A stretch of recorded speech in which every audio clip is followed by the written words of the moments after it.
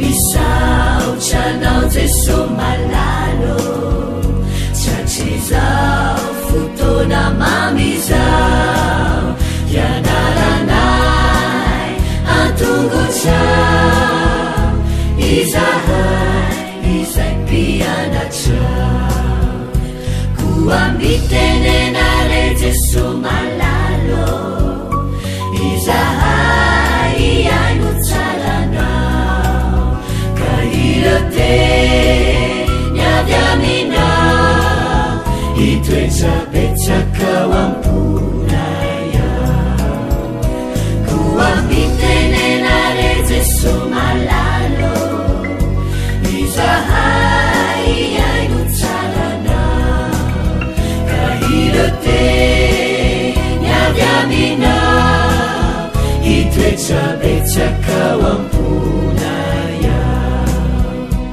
irate niavy aminao itoetrabetsakao amponaya.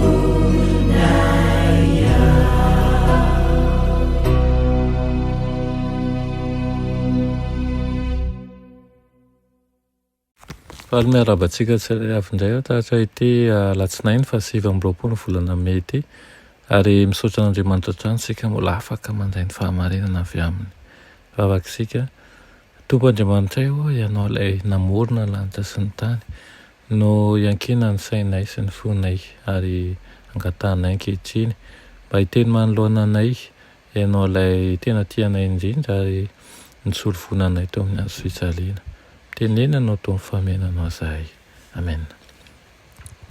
Lohatenin'ny lesonantsika androany dia manao hoe ny hevitry ny soratra masina momba ny fiankofana amin'ny masoandro. Ny hevitry ny soratra masina momba ny fiankofana amin'ny masoandro. Nanjaka ny fiankofana tamin'ny masoandro tany Egypta, tany Asiria ary tany Persia. Ary azo antoka fa tany Babilôna ihany koa izy io. Mety ahagaga fa nisy fotoana izay niasahan'ny Hermiasa mangina ny fiankofan'ireo Babilôniana tamin'ny masoandro teo amin'ny fivavahan'ny vahoakan'Andriamanitra tao amin'ny testamenta taloha. Ny mpaminany Ezekela izay niaina tamin'ny andron'ny Daniela dia naneho ny sasany tamin'ireo vahoakan'Andriamanitra ny amboho ny tempolon'Andriamanitra ka ny ankoho ny antsinanana nananjify ny masoandro. Raha tokony ho niankoka tamin'ilay mpamorona ny masoandro izy ireo dia ny masoandro indray ny ankofana. I Jaona voalohany dia milazalaza ny amin'ny fotoana iray izay ao amin'ny Apokalipsy 7:20 izay idiran'ny foto-kevitra Babilôniana ao anatin'izany fiankofana amin'ny masoandro ao amin'ny fiangonana kristianina mandritra ny fotoanany maromaro tsiraisana. Niteraka hafaliana lehibe teo amin'ny fanjakana Romanina tamin'ny fiandohan'ny taonjato fahaefatra ny fiovam-po tsy nampozina niseho tamin'ny Constantin. Tian'ny Constantin fantatra nefa ny fivavahana tamin'ny masoandro. Tamin'ny taona 321 taorenan'i Kristy no nandanian'i Constantin ny lalàna momba ny alahady voalohany.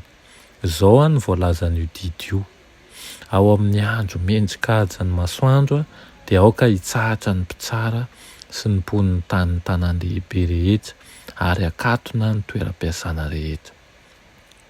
Ampolo taona maro tao aorianan'izany no nanehoan'izy ireo amperora sy ireo papa tamin'ny alalan'ny didim-panjakana sy ny filan-kevitry ny fiangonana ny fampiorenana ny alahady ho an'ny andro natao hivavahana izay mitoetra ho an'ny ankamaroan'ny kristianina ankehitriny. Ohatra mahery veka tokoa izany maneho an'izao fahamarinana lehibe izao sy ny finoan'ny ankamaroan'ny olona ny zavatra iray na ny fanaovana an'izany no mahatonga an'izany ho marina na mety. Izao ny afatry ny anjely faharoa amin'ny Apokalipsy 4:20. Rava Babilôna lehibe.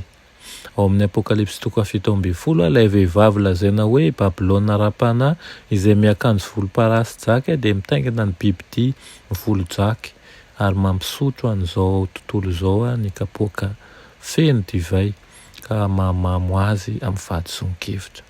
Mikambana ny fiangonana sy ny fanjakana. Manjaka ny fahadison-kevitra. Manao fahagagana maro mba hamitana ny temony.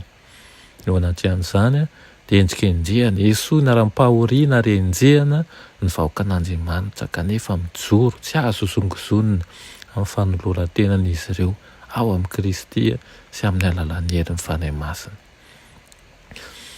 Vakeo ny salamo salamo fa 9:1 asaiko ianao hijery izany hanokatra amin'ny baibolinao.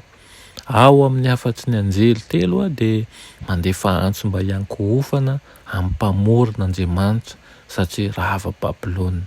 Ary raha ny fantatsika ny sabata sy ny fahatokinana izany dia mitahana anjara toerana lehibe ao amin'ireo toe-javatra iseho amin'ny farany.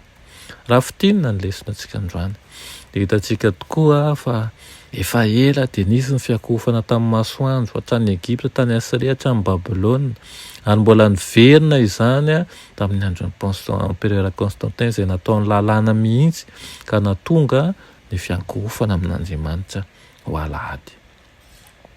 Manasa anao raha androany voarenao izany hanao fikarohana manokana mahakasika an'izay.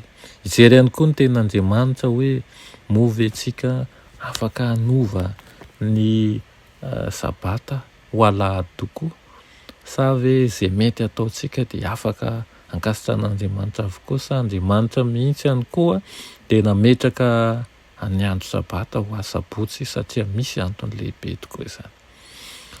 Engane ny tenin'Andriamanitra ny fanahy masina ny hanampy anao mba ho amin'ny fahamarinana hatrany. Any masina tsara indrindra misaotra anao fa nomenao ny teninao izay anio. Mangataka aminao Tompo hiasa ao am-ponay ka ny sitraponao ho tanteraka aminay. Amin'ny anaran'i Jesosy, amen.